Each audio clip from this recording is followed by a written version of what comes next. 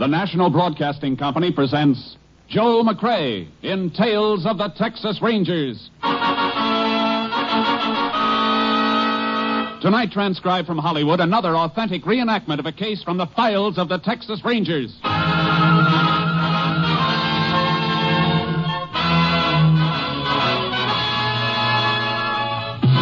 Tales of the Texas Rangers, starring Joel McCrea as Ranger Jace Pearson. Texas, more than 260,000 square miles, and 50 men who make up the most famous and oldest law enforcement body in North America.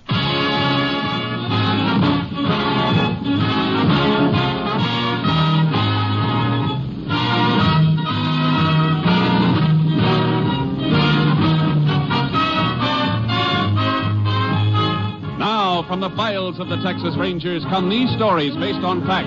Only names, dates, and places are fictitious for obvious reasons. The events themselves are a matter of record.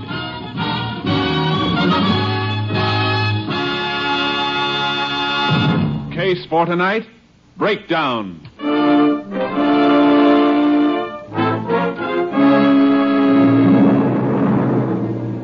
It is shortly after midnight, the beginning of Good Friday in the year 1937. Jim Wiley, constable of Romer, Texas, is driving through the lonely outskirts of his territory when his headlights pick out a car parked on the road shoulder. He brakes to a stop. Having some trouble? This heat conked out on me. I've been trying to get it started for half hour. Well, maybe I can get it going for you. I know a little something about cars. Okay about trying? You bet. Go ahead.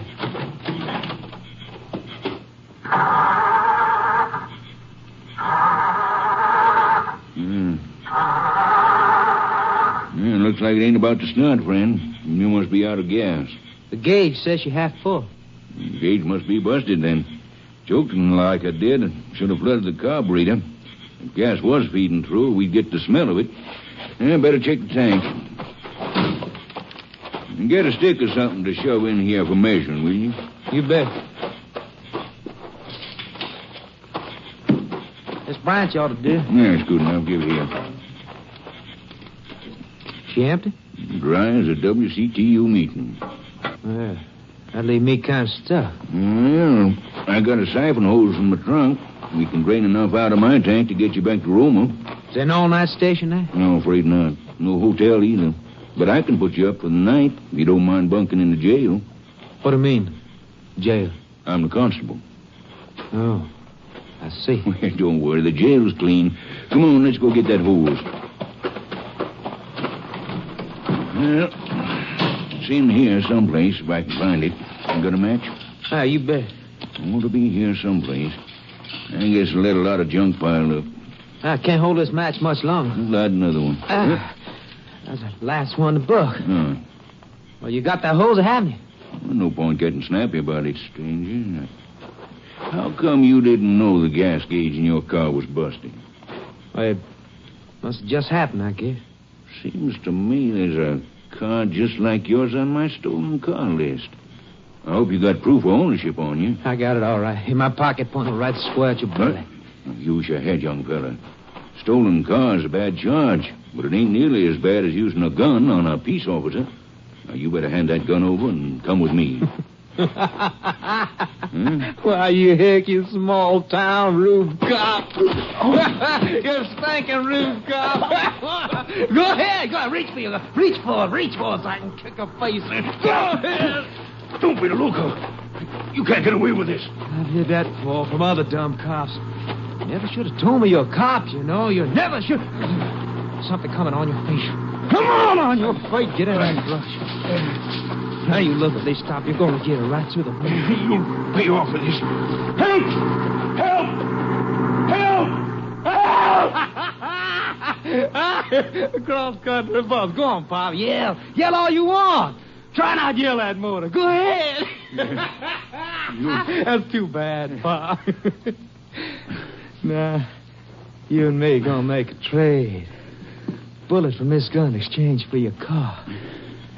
What's the matter, Pop? Don't you like it? You'll get caught. They'll get you. The cop ain't born can take me. Come on, Pop. You're gonna die. Why don't you crawl a little? Why don't you beg a little? maybe I changed my mind. I said... Reckon you could kill me, but you ain't scaring me. I'll make it easy for you, Pop. But you gotta beg me a little. You don't, I'll give it to you through the kidney. And that ain't nice, Pop. Takes a couple of hours to die that way. And it hurts, Pop. I know. I watched a cop die that way once before. He doesn't know what he's doing. That's it, Pop. Pray louder. Let me hear you. You're the one I'm praying for. You must be crazy. Praying for me? You rude cop. Let's see who you pray for in the next couple of hours. It hurts, don't it, Pop? And it's gonna get worse. You don't pass out till right near the end. Enjoy yourself, copper. Have a good time.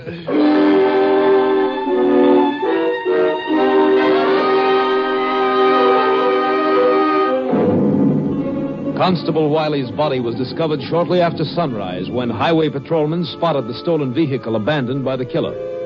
The sheriff was summoned, and he called for the help of the Texas Rangers. By noon of Good Friday, Ranger Captain Stinson was at the scene, accompanied by Ranger Jace Pearson. Wiley didn't die easy, Jace. Look at that. Yeah. Tried to crawl out to the road on a blood trail. Must have been in agony every inch of the way. You have any family? An invalid wife, 2 daughters, and 3 grandchildren. The man who did this might just as well have shot them, too. They'll feel the same pain Wiley did, only longer. With an alert out for Wiley's car, we might get a break. Killer may have been spotted in it somewhere along the line. I doubt it. He probably got where he wanted to go and ditched it before sunup. Medical examiner figured Wiley's been dead since about 3 a.m. Must have been shot a couple of hours before that. Gives the killer a good start, all right, Captain. Yeah. Let's get back to the road. We've got one thing going for us, though.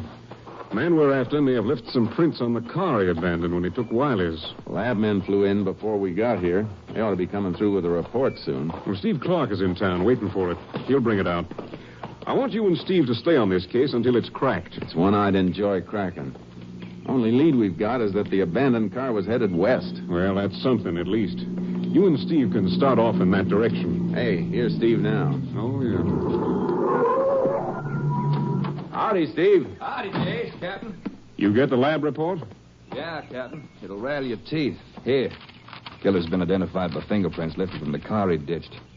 Wiley was killed by Rex Lang. Rex Lang. Rex Lang? Yeah, no doubt about it.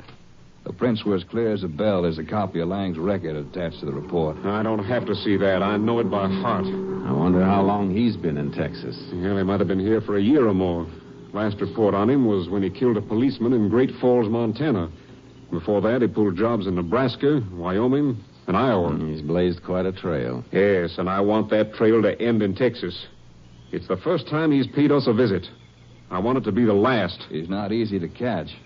According to that report, he's been jailed only once, Idaho State Reformatory, when he was 16. That's about 8 years ago. Yeah, and in that 8 years, he's killed 6 people, 4 of them peace officers.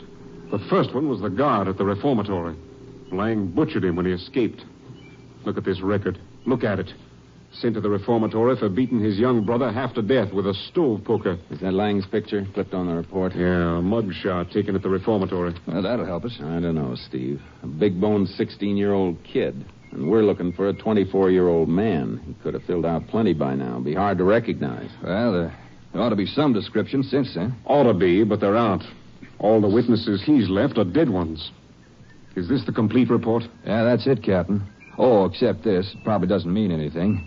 The sheriff picked up this empty matchbook that was just lying in back of where Wiley's car was parked here on the shoulder. Lab checked it for prints, but they couldn't pull anything off of it. Well, might have been thrown from any passing car. Yeah, I guess so. Let me see it. Advertising on the cover. Grand Bowling Alley in Pintado. Pintado's about 70 miles west, Jace. And that's the way the car was headed. He couldn't pick up matches before he got there. Not unless he'd been in Pintado before and was headed back there again when he tripped over Wiley. Well, that's possible. Our trail leads west anyhow. Won't do any harm to check around Pintado when we get there. You're towing a double horse trailer, Jace, so you and Steve might as well ride together. Suits me. I'll load my horse and put him in with charcoal. There's something about Rex Lang it might pay to remember. He was a ladies' man back where he came from, Pocatello, Idaho. All right, boy. Back up. Even when he was 14? Yeah, even then. He It was a high school girl who smuggled in the knife he used to kill the reformatory guard. And there have been indications that he had a woman lookout with him on burglaries where his prints have been found. I'll get my trailer open for you, Steve. Thanks, Jace. Company for you, Charky. No, you stay in, boy. Now you climb in, boy. Come on, that Okay, Jace. I guess we're ready to roll. You'll hear from us, Captain. Jace, Steve. Yeah? What's the matter, Captain? You both know Lang's record. A killer with a crazy hate for all peace officers. So understand that what I'm going to say now is not in order. If you corner him, you'll have a mad dog on your hands. But I'd like to have him taken alive. That may not be easy, Captain. I know, but Rex Lang has become an idol to young punks and reform school toughs all over the country. Now, if we can put him on trial, convict him in a court of law, and have him executed by the state, it'll show those kids that society is strong enough to stamp him out like a flea. There's nothing glamorous about dying in an electric chair. But if you have to finish him in a fight, he'll still be an idol. They'll say Rex Lang was so tough we couldn't take him, we had to kill him. I understand, Captain. So do I. Now, remember, it's not in order. I want both of you back alive, too. That's all. Come on, Steve. Let's go.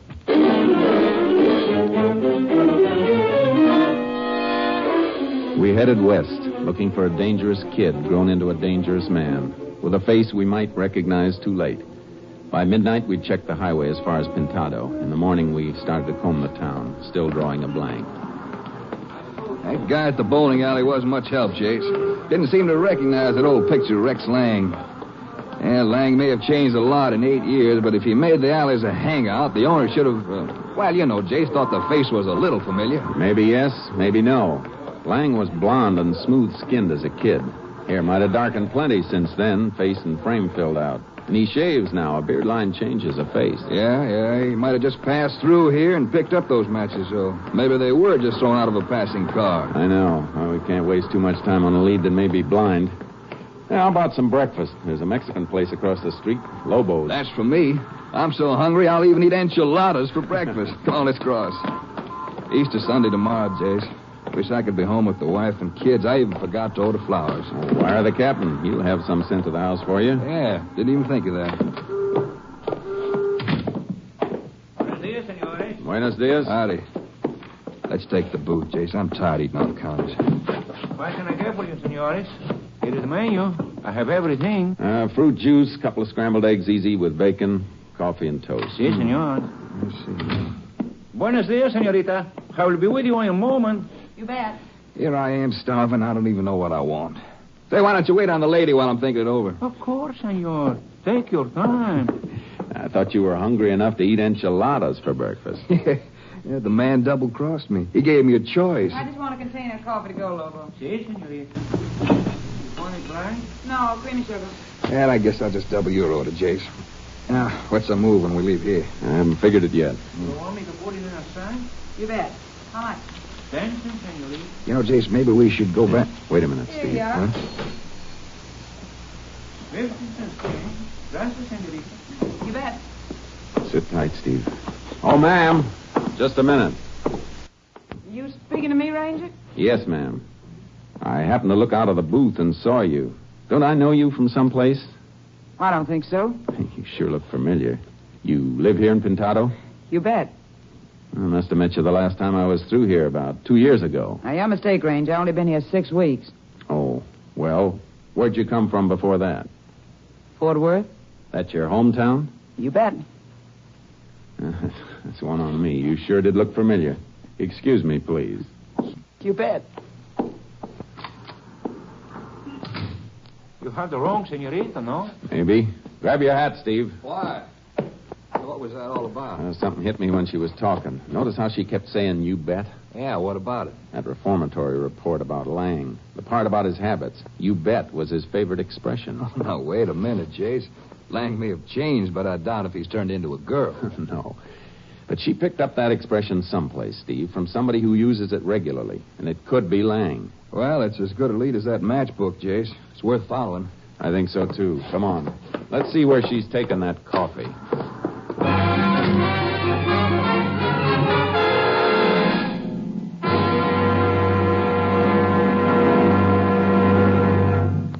are listening to Tales of the Texas Rangers, starring Joel McCrea as Ranger Jace Pearson. We continue now with tonight's case, Breakdown, an authentic story from the files of the Texas Rangers.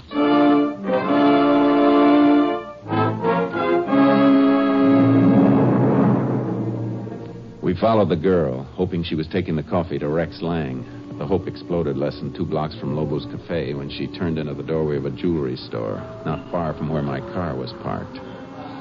Doesn't look like the sort of place we'd find Langy and Jace. And she went into the back of the store. Look through that corner of the window. Yeah. There's the container of coffee on that bench right beside the watch repairman. She must have brought it in for him. Guess he's the boss. Looks that way. And he can't be Lang. He must be 60 or more. Jace, get back a little. What is it? She came out of the back. She's behind the counter now. She's working there, then. Let's not take any chances on being spotted. Drift back this way a little. Yeah, that's good enough. She'd have to come out to see us now. Got to keep a tag on her. If she's Lang's girl, she'll lead us to him. Well, even if she is his girl, no telling how often he sees her. He's hot and must be hiding out someplace. We could burn up a week or two and then find out we're sending out dogs at the wrong tree. We won't waste any time. Not if we can get some information about her. I'm going to get to a phone. You stay right here on this block, though. Walk the corner with me. Yeah. Jace, if she was Lang's girl, why should she be working? If she was working in a laundry, that's a question I couldn't answer. But I can think of a good reason why she might be working in a jewelry store.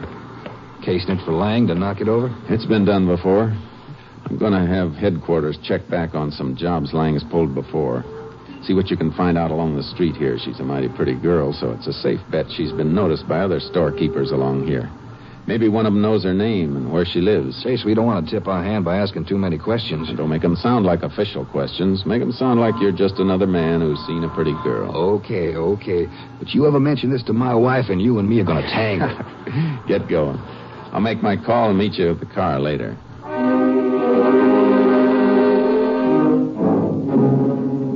I called my headquarters and gave Captain Stinson a description of the girl we were tagging and a list of information I wanted. It was less than 2 hours later when he called me back. It looks like you may have hit something with that girl, Jace.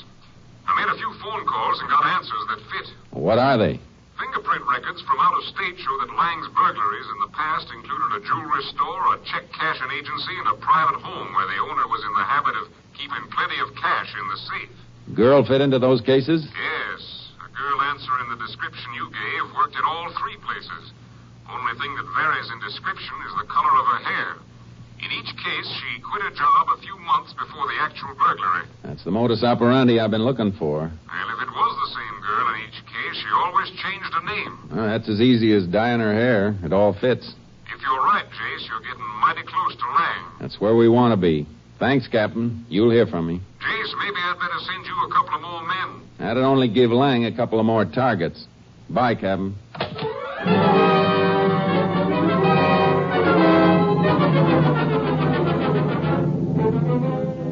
The girl was shaping up like the extra joker in a poker game. By the time I got back to Steve Clark, he had a rundown on her. The name she was using in Pintado was JoJo Deering. That night, the stores were open late for the last-minute Easter shoppers, but finally the lights went out. We followed the girl to her home and staked out to wait. 5 minutes later, she came out again. Hey, Jace, look. She's changed her clothes. Yeah, wearing jeans and a jacket now. Yeah, but why? I don't know. She's moving for her car. I'll let her stay about a block ahead. Don't want to tag her too close with this horse trailer behind us. Right. Yeah, she's pulling out now. So are we. Steve, I got a feeling we're moving in for the finish. Why? The way she's dressed. Not the way she'd dress for a date in town, but it is the way she'd dress to go to Lang if he was holed up in some off-trail spot. Works during the week, goes off to meet him on Saturday nights. Yeah, Jace, it adds. We'll know soon enough. She's turning for the highway out of town.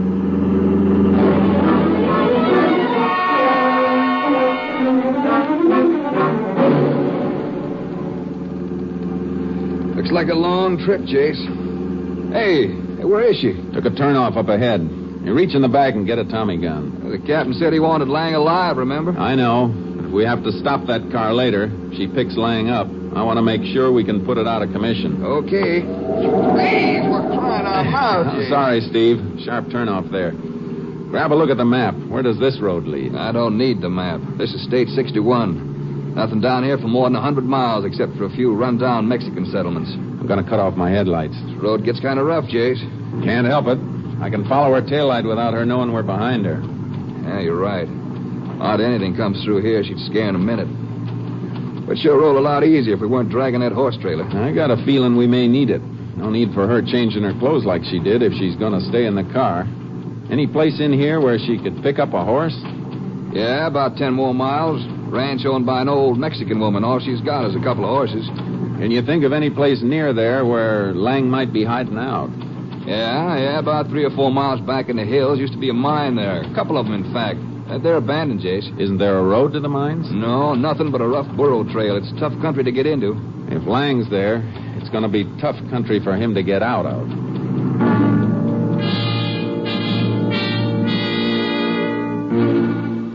Just before we reached the old Mexican ranch, we let the girl's car pull out of sight. We parked for 10 minutes, then drove to the ranch. Her car was there, all right, almost hidden in a clump of brush behind the barn. And there was a fresh horse trail leading into the hills. We unloaded our horses and followed it. Only about another half mile to the mines, Jace.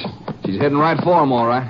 Something about this that bothers me, Steve. What's that? She stuck to the burro trail all the way. That's just what I don't like. The only approach, and Lang wouldn't be at the end of a clear trail unless he had some way of guarding it. You mean he might have an ambush staked out along here? A man who hasn't been caught or even described in 8 years doesn't leave his guard down. I don't know. He can't stay awake 24 hours a day. Reckon not. Hey, wait a minute. Hold up. Whoa, Charky. Whoa, boy, whoa. See something, Jace? Yeah. This brush at the side of the path's been trampled. Not long ago, either. Just bobbing back into its natural position. Horse was waiting in there, and now we got 2 sets of tracks on the path. Well, that means he expected the girl. Waited here to meet her. Looks that way. Better get down and lead your horse. Right. Come on, boy. Come on, Charky. Why did he come down to meet her?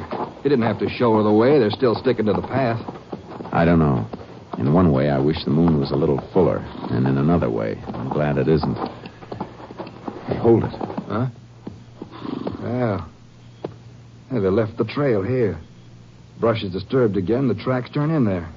Come on. Hey, this is funny, Jace. We're following their movements through the brush, and we're just making a little half circle right back to the burro trail. Hey, look here. We're right back on the path. You suppose he made that little half circle just to leave a blank spot in the tracks? A blank spot of less than 20 yards? Isn't likely. Must have had some reason. Let's leave the horses for a second. Let's go back along the path and find out why he cut away from it. Right. Move slow and keep your eyes peeled. Nothing that seems out of line here. Stop. Look at this branch overhanging the path. Just a branch? Why, hey, Jace can barely see it. A piece of string running from the end of the branch to that tree on the opposite side of the path. Don't touch it. Let's see where it leads. Look at that. Yeah. Sawed-off shotgun strapped to the tree. That string is tight around the trigger. Gun probably has enough scatter shot and slugs in it to kill an elephant. No wonder he met her to steer her around this. Jace, look at the way that gun is sighted. Anybody on a horse who moved that branch get a charge right through the middle. Anybody on foot who moved it probably get it right through the head. Hey, you were right, Jace. He wasn't planning on taking any chances. A rat. Anybody could be killed by this thing. A rancher, some kid riding through. You don't think that'd make any difference to Lang, do you? What a death trap. A death trap that's going to backfire on him. This is the thing we use to take him, Steve. When this goes off, he'll come running to see what he's got. He'll have another gun. He'll still fight. He won't get a chance if we work it right. I'm going to pull the trigger on this thing, then let out a scream. Plant myself out there on the burro path. You stay here in the brush. Then what? Just be patient. Don't move, no matter how long it takes for him to get here. He'll come plenty slow, trying to make sure that whatever he hits alone. And when he finds me lying out there, fire your gun and startle him. But keep your fire high. Jace, he might pump a slug into you while you're flat on your back. Not if we time it right. But don't fire until he's close enough for me to jump him. You better get the horses and tie him off down the trail a ways. You'll have time. Say, Jace, how about a toss to see who stakes out on the path? Why should you take the chance? Why not me? Because you forgot to wire the captain about that Easter plant for your wife and kids. Get going after the horses and then get back here. Good luck, Jace. Good luck to both of us, Steve. Ow!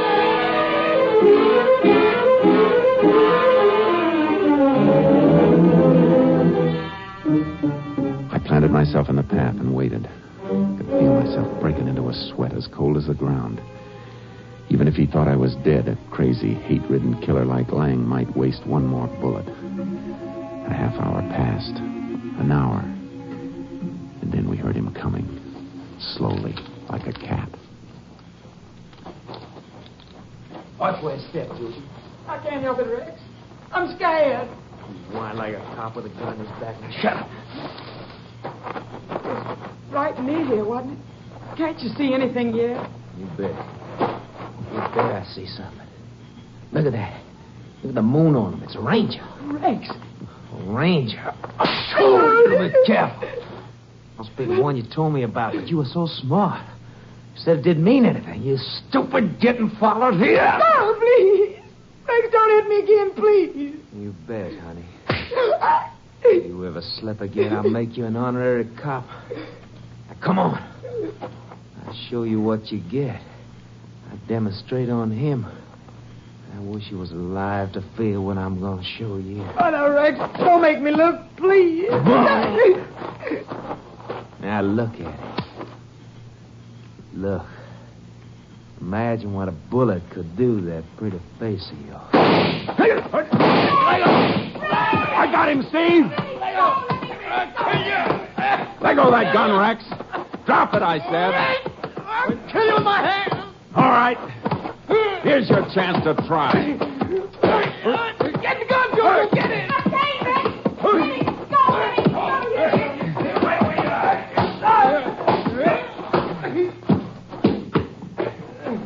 You want to get up, try again, Rex? Or is that enough? No. I come with you. Shall I cuff you together, Jason? Yeah. It'd be a shame to split such a lovely couple. I guess this isn't the kind of bracelet you were after, Jojo, but it'll have to do. All right, Rex, hold out your wrist. Yeah, that does it, Jason. Yeah. Well, let's get started. It's just midnight. After we get him in, a fast drive ought to get you home by morning and give you a chance to pick up that Easter plant. Not only that, I'll be on time to go to church with the kids. You going? Borrow a couple of words from Rex? You bet.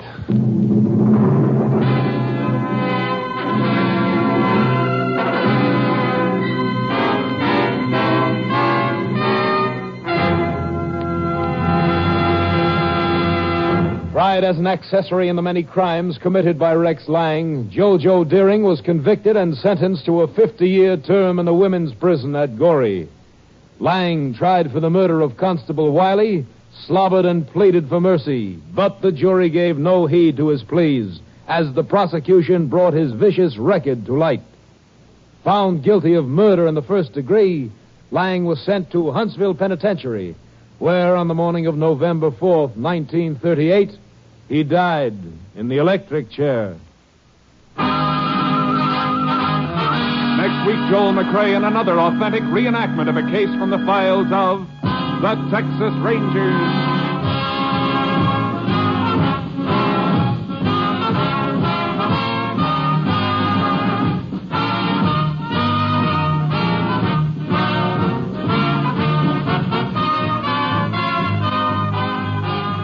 Joel McCrea is currently seen starring in the Universal International Technicolor production Frenchie.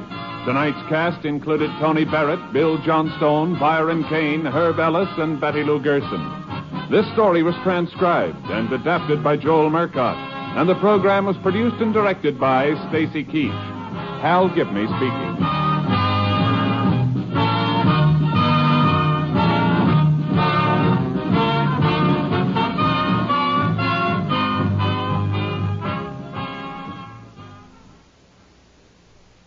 Three chimes mean good times on NBC.